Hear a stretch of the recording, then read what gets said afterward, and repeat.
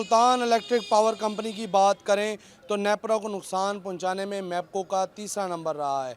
Line losses की मद में 1299 मिलियन यूनिट्स के जो लाइन लॉसेस हैं उसका इंकशाफ सरकारी दस्तावेज़ात ने कर दिया। ये भांडा ऑडिट हुकाम ने फोड़ा है। अगर बात करें तो ये 1299 मिलियन यूनिट्स की कीमत 22 अरब 85 करोड़ 81 लाख रुपए बताई जा रही है।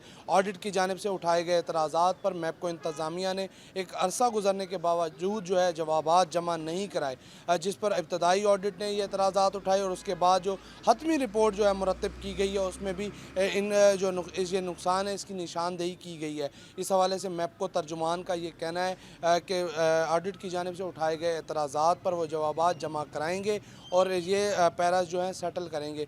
यहाँ ये बात काबिल ज़िक्र है कि मुल्क भर की 10 बिजली तकसीम कार कंपनियों ने खरबों रुपये का जो है नुकसान नेपरा को पहुँचाया और नेपरा का जो अहदाफ था वो मुकर्रर करदा अहदाफ था वो पूरा नहीं किया गया। मैप्को का अगर लाइन लॉसेस के हवाले से अहदफ की बात की जाए तो 12.79% बताया जाता है, जो बढ़ कर 18.90% से 39.10% तक जा पहुँचा है। इस हवाले से आप कब जवाबात जमा कराए जाएंगे, ये ऑडिट हुकाम जो है फ़ैसला करेंगे। जी।